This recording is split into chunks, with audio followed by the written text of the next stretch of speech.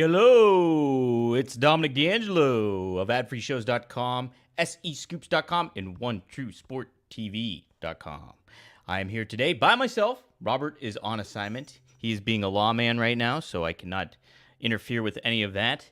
But I'm happy to bring to you Monday Night Raw, a little review, and obviously the big news of yesterday, the passing of Sid Vicious, Psycho Sid, Sid Udy, so many names, Sid Justice. What a legacy, man. What a presence. Man, just really big part of my childhood, pro wrestling childhood. One of the monster heels, probably the first. I'm trying to think. It's either him or King Kong Bundy, and I'll explain that in a little bit, that he might have been my first monster heel that was really influential to my fandom. But let's get some pops in here. Joseph Wade Walters, Morning Rumor writes, and our hearts are feeling half a brain lighter than today. R.I.P. to the master and ruler of the world. Well said, Joseph. Well said. Dre Owens, good morning. Unfortunately, Sid will be considered for the Hall of Fame. Yeah, we'll talk about that too. Rick Smith, Rumor and Innuendo, coming from any place it damn well pleases. That's correct. It's in a humid Pittsburgh right now. It's very humid right now in Steel City, I'll say that much. After morning, Rumor and Innuendo, R.I.P. to Sid. Here's hoping WWE inducts him into the Hall of Fame in Vegas. Long overdue. I absolutely agree. There you are. Howdy. Yes, we will be talking about that for sure, too. Inspired Dom to be the monster he is today. That's right. I am a monster, my own kind of terror. I am my own kind of psycho. Yes. And Rick Smith, if Lord Humongous doesn't lead to a Blue Chew spot, I'll be disappointed. Well said. We'll get another feedback here. Stuart Green, R.I.P. Sid. One of my wrestlers growing up always chose him on WWE WrestleMania on the NES. Yeah, well, how about that? WWF WrestleMania. What a game that was. Wasn't he on? Was he on Royal Rumble or was he on WWE RAW? Whether that was for Sega or SNES. I think I remember him being on there. I can't pinpoint that though. Maybe I'm wrong. I think I might be wrong, actually, now I think about it, because that was 94, would have been Raw, so I don't think he would have been on there. Either way, let's talk about Sid a little bit. And, geez, we're talking about it now, the nostalgia aspect of Sid, the aspect that he left on everybody, the influence he left on everybody. From a child, like, geez, I was 10, maybe 11, around the time I got introduced to Sid. My brother Marcus and I were talking about that, and Marcus was a huge fan of Sid. And, it was kind of a wild, we got introduced to Sid in a very, I don't know, indirect way, I would say. We were WCW kids, so NWO was our big thing. I was a huge Scott Hall fan. Marcus learned about Kevin Nash through Scott Hall and my fandom of Scott Hall. So Marcus became a fan of Kevin Nash. So we would go to Ferragine's Video in Ridgeway, Pennsylvania, our hometown. And had a big wall of WWE and WCW VHS tapes. And so I remember us getting In Your House, running that videotape, because Diesel, then Kevin Nash, was taking on a man named Psycho Sid. And sure enough, that's how we got introduced to Psycho Sid Vicious. And man, I remember seeing the vignettes on there and like him being this menacing, wild, crazy dude going up against a big dude like Kevin Nash, and it felt big time. Sid was undoubtedly had the look, the presence. If you had to create a wrestler based in the early 90s, even late 80s, during that, Sid was the prototype for all that, no doubt about it. He was not the biggest person to he wasn't passionate about the business, but he was good at what he did when it came to it all. And so many people talk about the influence that they had, and I made sure to make note of this all here too. I wanted to get a few quotes from some of his colleagues after the passing, and we'll start with Kevin Nash. Kevin Nash posted on Instagram, "I made my first road trip with Sid and laughed the entire trip. He ran off my first tag team partner in 5 days. One of the greatest physical looks the wrestling world has ever seen. The longer you know him, the easier it was to see he was just a sweetheart of a guy and someone who never missed a workout. I'll miss you, big man, especially that laugh and that smile." R.I.P. my friend. Very well said by Nash. Another man that Nash is well known with, but is also well known with Sid, Shawn Michaels. You don't really see Shawn kind of make these kind of statements and posts. But here he is. He said, saddened to learn of the passing of Sid Udi, an unforgettable presence, and it can't be overstated how big of a role he played in creating the Heartbreak Kid. His work, legacy, and influence will inspire our business for generations to come. Absolutely. You look at some of the big men. Think about how many big men can learn from the physical presence and the charisma that Sid had for that. Everybody talks about that massive pop that Sid got in Survivor Series 1996 when he went up against Shawn Michaels and beat Shawn Michaels for the title. It was cool stuff. And, just what a moment. Like, so many cool moments with Sid. And I think he really, really epitomized what a big man was and what the 90s wrestling was for us. A couple more quotes I want to get from Sting. Obviously had his time with Sid. One of the most believable big men ever. I loved working with Sid, and we'll miss him. Another name an interesting one here, Booker T. He said, without Sid Vicious, I don't think my brother and I would have made it to WCW. His impact on the business was undeniable, and he paved the way for so many of us. My deepest condolences to his family during this difficult time.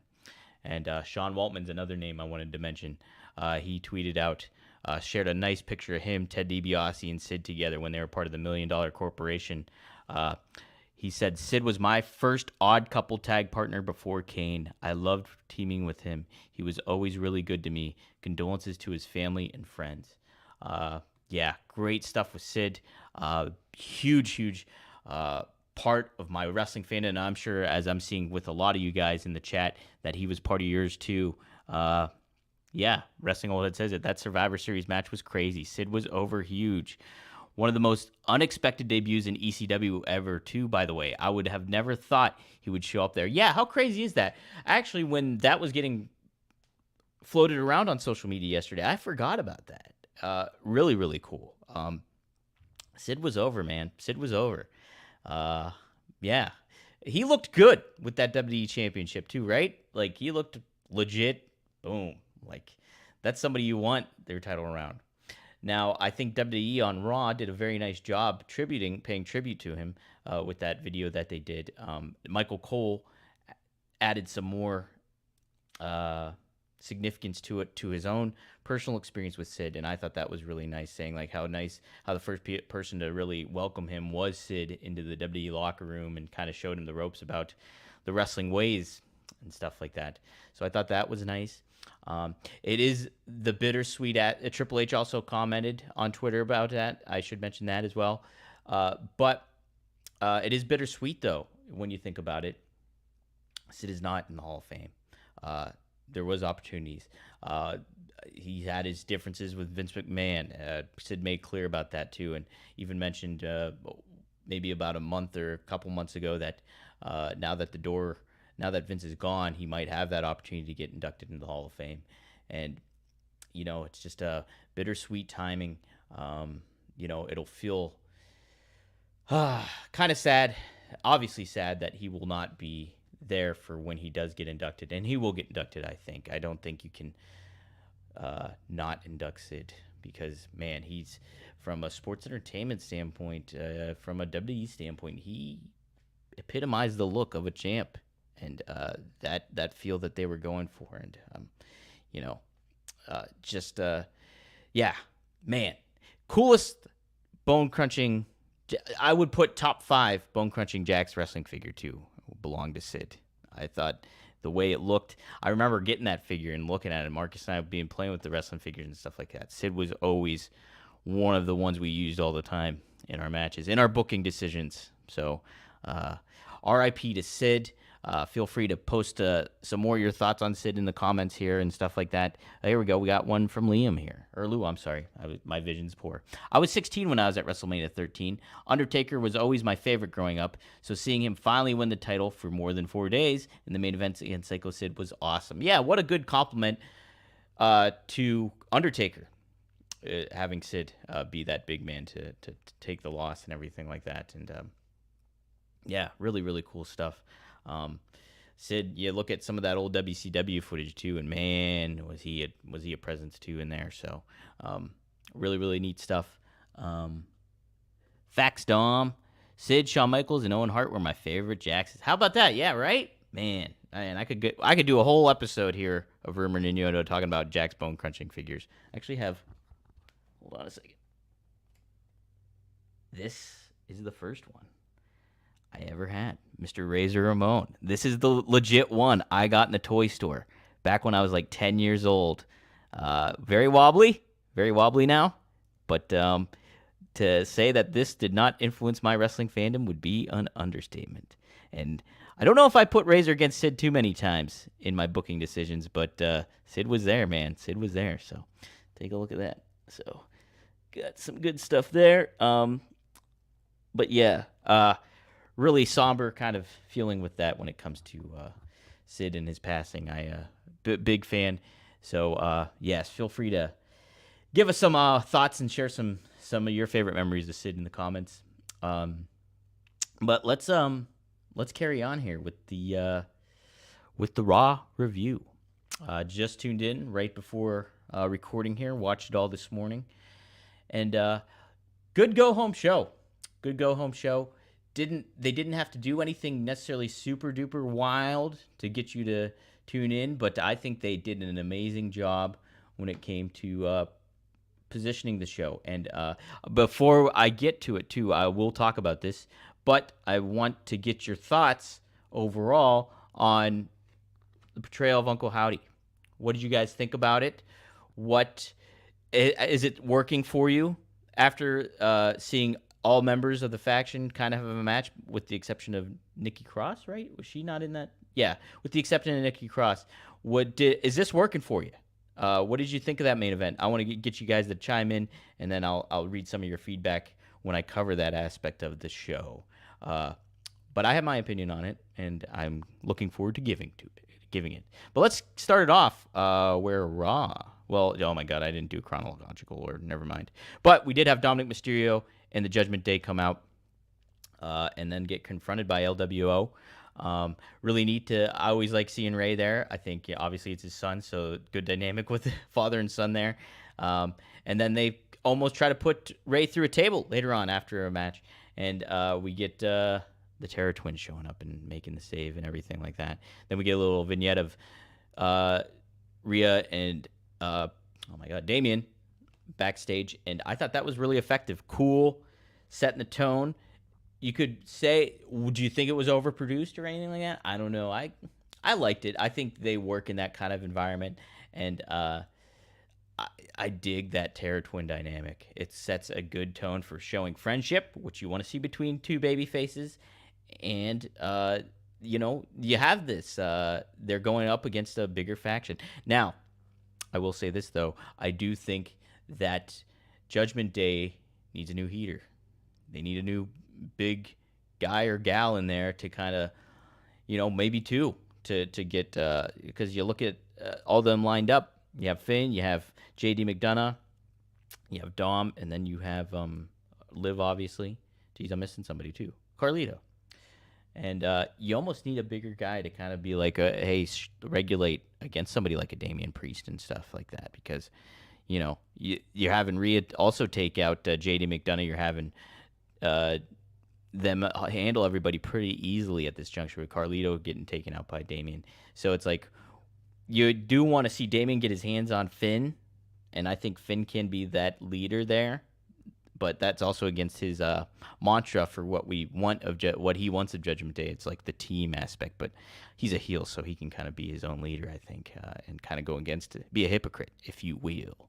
But yeah, good positioning for that. I want to see this slow burn a little bit more, I think, when it comes to Finn and Damian Priest. I think you can do that, but I call it, like I just said, I think you need a heater here. Nice call. Now, Robert might not be a fan of this wrestling old head, but Baron Corbin, I like it a lot. I like it a lot. Yeah, I'm a big fan of that. I know Robert might take some exception to that, but I think that's a really good choice. He'd fit right in, right? He'd fit right in. So, let's see here. Let's keep going. I want to make sure I cover all the pertinence of Raw. I'm going to jump around. I'm not literally, but I'm going to jump around the show here. So the Intercontinental Championship number one contenders tournament began. We had Jey Uso going up against Karrion Kross and Kofi Kingston. They did do a little backstage dynamic between Xavier Woods and Kofi, kind of being like, hey, we're friends, like nothing, no big deal. Like, we worked it out, we chat about it. That's why we're the New Day and all that stuff. We're both going to win our matches and everything. And neither won their matches. Jey Uso won, so he advances in the triple threat tournament, pinning Karrion Kross. Really, I've been trying to remain cautiously optimistic when it comes to the Final Testament, what they're doing with Karrion Kross and everything like that. But him getting the pinfall loss, it's just, man, I think there's more the WWE could do with that faction. There still probably is, because look at how well we thought about Bronson Reed weeks back, and before his rise has come. So hopefully that they're still going to be able to do that with Final Testament. But Karrion taking the pinfall loss is kind of like, oh man, there's some ways around that. Like, you could have Karrion do something to Kofi, and then Kofi gets pinned, or I don't know. But yeah, I was kind of hoping that Karrion would shine in that match, and he ended up taking the pinfall. So, and then oh my God, who won the other one? Who won the other match, guys? It was Xavier Woods. It was, golly, let me look here. Oh my God, I gotta look at the Raw results. Hopefully it hits me before I. Oh, Pete Dunne. Boom, I nailed it. Pete Dunne. Pete Dunne wins the match. Him, The Miz, and Xavier Woods. Pete Dunne did what maybe should have happened with what's his name? Just in the previous match there. Getting the win. Jey Uso, maybe capitalizing. But Pete Dunne getting the win after Miz gets annihilated, basically. And so they advance. How it's lining up, you're thinking it's probably going to be right. Jey Uso, so far, you got to need a babyface to go up against Braun Breaker. So who else? Whoever's in the tournament, I guess. Could be. See, I would like that too. Let's see. We're getting predictions. New number one contender, Pete Dunne. I don't think so. He's a heel, so him going up against Braun would not make a whole lot of sense. Yeah, Woodsy's going to turn on Kofi. I agree with you. Pete got a big win over two veterans. Yeah, I think that's a good thing to do for Pete at the moment. He got that loss against Sheamus, so heating him up again. Wrestling Old Head, I think I'm more with you. I would love to see Ilya and Breaker again. Would you do that right now, though? Would you save that? And would you kind of build to that a little bit more? Because we've seen it so many times. I don't know. I think you want Breaker either way to go on a pretty lengthy run here with that IC belt. He'll really help further establish it, much like Gunther did. And I don't think there's anything wrong with keeping the belt on him for a very, very long time and making that his championship. So yeah, I liked that a lot. My favorite part of the show, I will talk about this right now. That Randy Orton promo. Boom. Hit so many cool notes with me, I think. Randy referencing the importance of the World Heavyweight Championship. Really cool stuff that I didn't even consider. He won that title, and he was the youngest champion to do that. And then he merged those titles together back 10 years ago. And that's also very significant.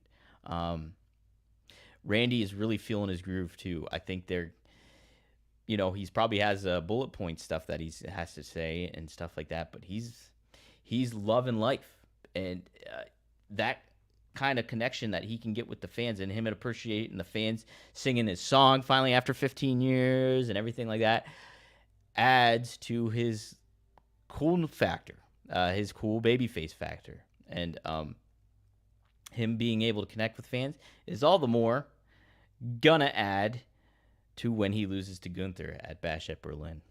And it's going to create more of an impact. So they're building this really, really well. I'll probably say that I think this is probably Randy Orton's, off the top of my head, maybe his best promo of all time I've ever seen.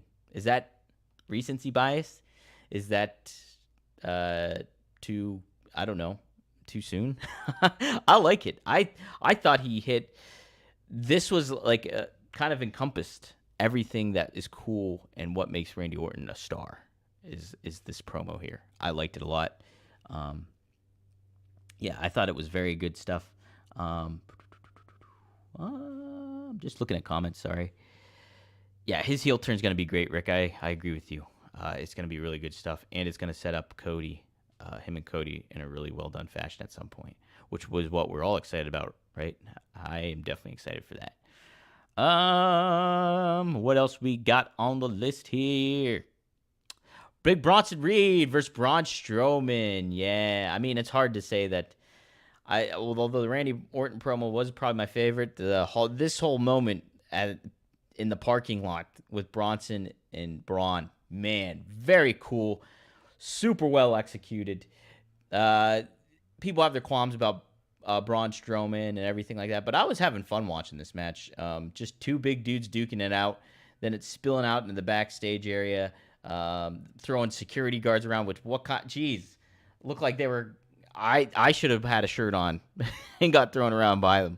Those security guards were not very secure. They did not do their job very well. But going back to the parking lot and everything, man, I just thought it was just going to be a car brawl and then they were going to cut away or whatever. But no, they went freaking all out on this spot. Braun gets laid out on top of this nice looking car. And Bronson climbs up onto that concrete ledge there and leaps off with a tsunami. Great visual of the glass shattering, that interior light flickering off, and just a lot of cool stuff that they did a really good job with. And then Braun being like, "I can't feel my fingers. I can't feel them." And Adam Pearce being like, "He's talking about his fingers." Good setup, though. It was great. Shout out to Bronson Reed wearing the Gangstar shirt. Huge fan of Gangstar. Oh, man. If you need some good rap, old school kind of rap, you listen to Gangstar. I love Guru. Great stuff. What's the name of this? Full Clip. Oh, my God. There's some great tunes there. You got to tune in to Gangstar. Conspiracy. I like Conspiracy, too. Let's see. Just looking at some comments here. But yeah, I really enjoyed that. But let's get to the main event. Oh, I will touch upon Drew and CM Punk real quick. I think what they did is just fine. Nothing too crazy. Just setting it up. Drew did a great job. I love the promo about him just going all out about CM Punk. Like, having this kid come over, talking about going all the ways, and like making Punk seem like this egotistical a-hole and everything like that. He did a really good job. And Drew's just amazing. Oh, such a fan of Drew. And Punk, I like Punk a lot. I said I don't know if I said this yesterday, but maybe I said this on the One True Sport thing. But Punk getting booed. What the heck, Wembley? Chanting FCM Punk? Come on. If that ain't tribalism, that is something else, but whatever. Did he really? Punk did a live Instagram under the ring. That's hilarious. That's fantastic, Rick. But yeah, I thought that was great. Let's talk about the main event. I have my thoughts. So Chad Gable, Team America, not Team America. What is it? Oh my God, American Made. Come out. They look great. Very Kurt Angle. Very, very Kurt Angle in the singlets, and then what Chad Gable ended up doing in the ring and out of the ring too. But the great look there, great presence. Then you have Uncle Howdy come out, Bo Dallas, and I think the cool aspect of this was that Corey and Michael laid out the ground rules here that hey, he's not a supernatural human being. Basically, he's a human. So I like that they said that. I thought the match was fun. I thought it was good. I thought Uncle Howdy was over with that crowd. He was getting chants. The crowd was into him getting the win. Cool stuff. I don't like the mask on him while he wrestles, for several reasons. Number one, it hides his face. I think he's got a good look right now as that kind of. It's more of you're losing that connection with the fans when you do that, I think. And for a faction to be this unique that the Wyatt Six are, and how they've kind of been humanized, but also have this creepy factor, I think, and people are already associated with Bo Dallas. I don't think it's necessary for him to wear this mask. Number two with this mask, the hair is just, it literally feels like a costume.